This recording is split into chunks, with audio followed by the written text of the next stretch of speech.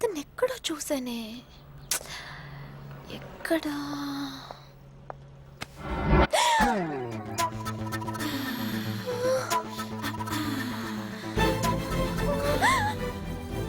చైతి, ఎప్పుడు నడుము చేయొద్దు.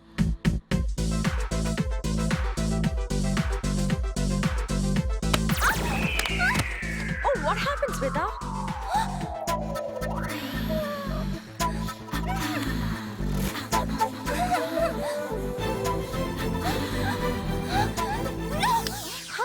What? Don't touch my hip.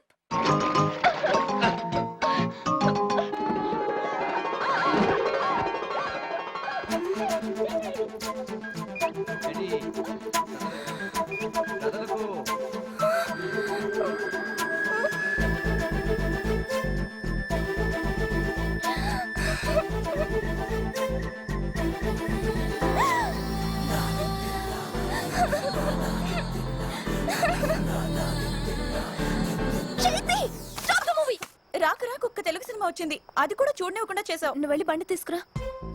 అతను ఎక్కడో చూసానే. ఎక్కడ? ఖచ్చితంగా ఎక్కడో చూసే ఉంటాను. ఏమైంది? అయ్యో, టైర్ పంచర్ అయింది. టాక్సీ కూడా దొరకదు. ఇప్పుడు ఎలాగే ఈ టైంలో షాపులు కూడా ఉండవు. హలో, ఏంటి రాణిగారు రథం ఆగిపోయింది? పంచర్ అయింది. అయితే రండి, డ్రాప్ చేస్తా. మేము స్ట్రేంజర్స్ తో రాము. ఏంటి, నేను స్ట్రేంజరా? చూడండి, ఇది కలకటా, ఎంటీ రోడ్డు, అది అర్ధరాత్రి, అందులోనే ఆడపిల్లలు. వెయిట్ వెయిట్ వెయిట్, శ్వేత ఆడపిల్లని ఎవరు చెప్పారు? కదా, ఫస్ట్ నుంచి నాకు అదే డౌట్. శ్వేత ఆడపిల్ల కాదు, ఆడపులి. సరే ఆడపులి గారు, ఈ టైంలో మగ పుల్లలు మందేసి విచ్చలవిడిగా తిరుగుతుంటే జాగ్రత్త. విజయ్తో వెళ్ళుంటే బాగుండేదే. నాకు భయం వేస్తుంది. ఏం కాదు, జస్ట్ రిలాక్స్. చెడు కుక్క కూడా ఏడుస్తుంది. ప్రాణం పోయినా పులి ఏడవదు. శ్వేత, మందేసిన మగ పులులు వస్తున్నాయి. నాకు భయం వేస్తుంది. ఏం చేద్దాం? ఏం చేద్దామే?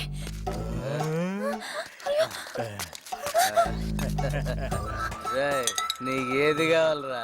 నాకు బ్లాక్ అండ్ వైట్ కావాలరా బాయ్. నీకు? నాకు బ్లాక్ అండ్ వైట్.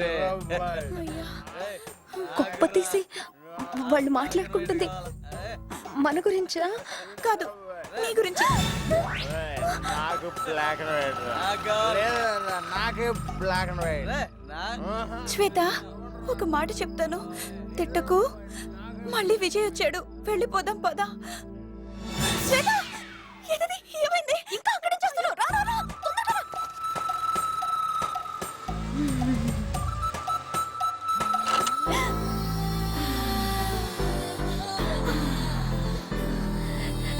ఎక్కడ చూశాను? డెఫినెట్ గా చూశాను. ఎక్కడ?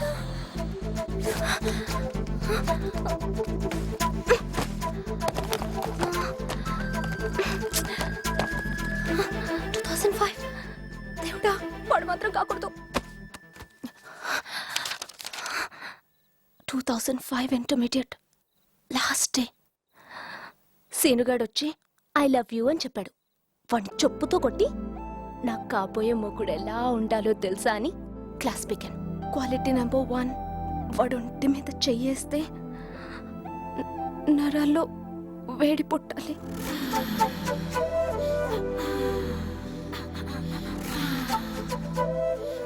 వాడి పక్కన నేను నడుస్తుంటే చూసే ప్రతి ఆడది కుళ్ళి కుళ్ళి చావాలి. ఈ మొహం మండ. వాడి చెయ్యి పడ్డ చోట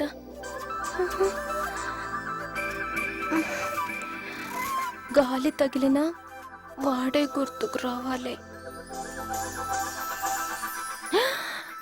నువ్వేనా నా డ్రీమ్ లవర్? నేనే. ఉంటుందా నీకు?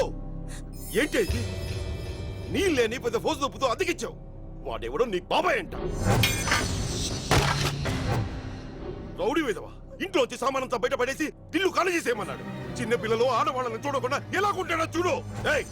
ఈ గొడవ అంతా ముందుకు నాకు చెప్పలేదు. అడ్వాన్స్ దొబ్బావు. నెలల పుస్తకాల కంటూ ఫీజుల కంటూ అదే లాక్కుంటున్నావు కదా.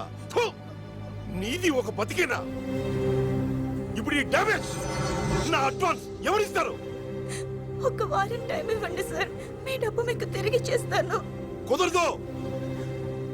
60 గంటల్లో నా డబ్బులు నాకు కావాలి, లేకపోతే నీ మీద పోలీస్ కంప్లైంట్ ఇస్తాను. తీసుకోవే, మర్యాదగా నా డబ్బు ఇచ్చావా? సరే. ఎంత? వచ్చాడండి మగాడు. నువ్వు కొడతావా? ఎంత?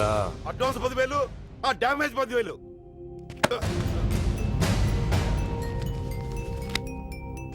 ట్రాన్స్పోర్ట్ ఖర్చులతో కలిపి 25,000.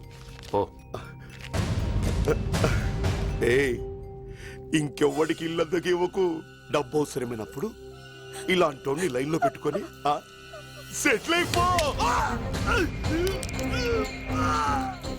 నా కొడక ఛాన్స్ దొరికితే చాలు, ఆడదాన్ని ఏడిపిస్తే గాని తృప్తి ఉండదా? ఇంకోసారి నోరు జారేవో. చాలా థ్యాంక్స్ అండి.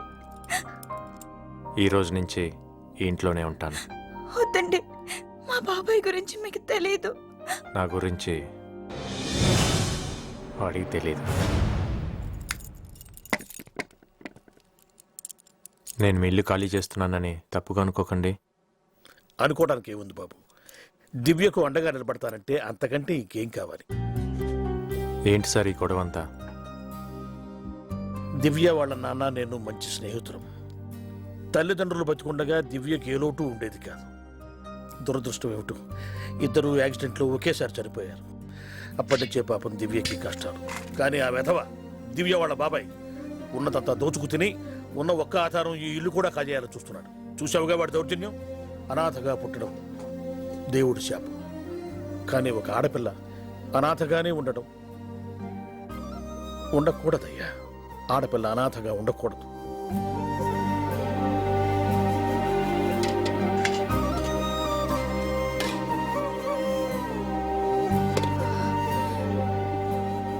ఐదు నిమిషాల్లో సర్దేస్తాను. పర్లేదు.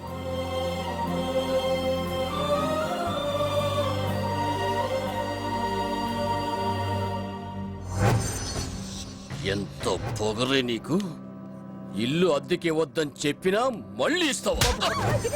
ఏం బసలోడా, మధ్యలో నాకు నీకు కూతురుంది. ఏయ్!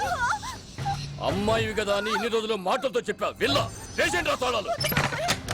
వదిలు బాబాయ్. ఏ పోలీస్, ఏ కోర్టు, ఏ మొనగాడొచ్చి నేను కాపాడుతాడో నేను చూస్తా. ఎవరా దమ్మున్నాడు? ఎవడో రమ్మను. ఎవడో వదిలే బాబాయ్, వదిలే బాబాయ్. దివ్య రిలేటివ్ అంటే ఎక్కడో ఒక చోట మంచితనం ఉంటుందిరా, కానీ ఆ మంచితనాన్ని ఏదో ఒకటి కప్పేస్తుంది. ఏంటది?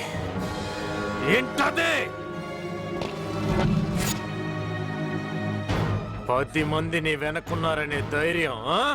అవునరా, ఏం చేస్తావు? తీస్తా, ఆ మంచితనాన్ని బయటికి తీస్తా. నువ్వు నిజంగా ఒక అబ్బకు పుట్టినోడివైతే ఫేస్ లో నవ్వు, దివ్య ఒంటి మీద చెయ్యిని 2 నిమిషాలు అలాగే ఉంచరా.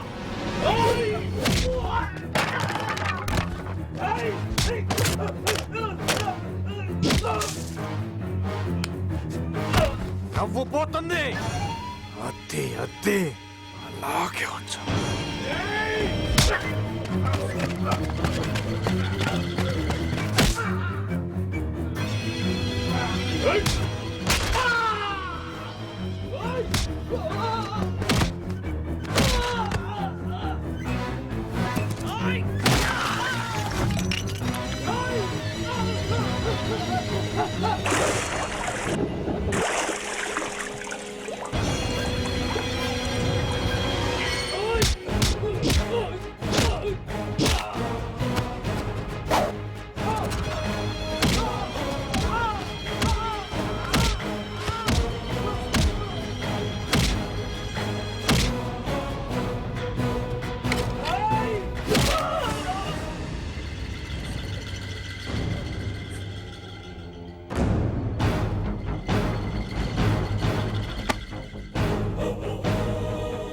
మళ్ళీ ఏరియాలో అడుగు పెడితే ఎందుకు వచ్చాన్రా అని కాదు,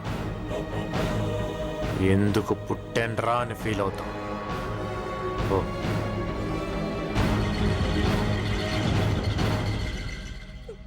చాలా థ్యాంక్స్ అండి.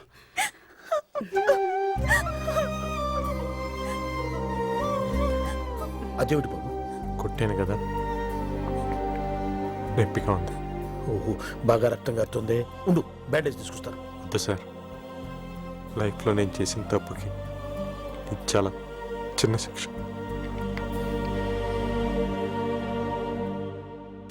బాబు, నాన్నగారి కేసులో సాక్షులున్నా తీర్పు చెప్పడానికి ఏ జడ్జి ముందుకు రావడం లేదు. ఇంకో 10 రోజులు ఆయన జైలు నుంచి రిలీజ్ అయిపోతారు. 6 నెలలుగా జైల్లో నరకేతను అనుభవిస్తున్నారు. నాన్నగారు బయటకు వచ్చేలోపు ఆయన కోరుకుంది ఆయన కళ్ళ ముందు ఉంచాలి. అన్నా, భువనేశ్వర్ టోల్ గేట్ నుంచి మన వాళ్ళు పంపించిన ఫోటో అన్నా.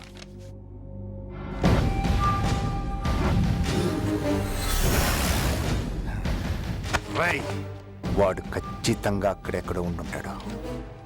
భువనేశ్వర్, కటక్, ఖరగ్పూర్, కలకత్తా అన్ని ఏరియాలు వెతకండి. బయలుదేరండి.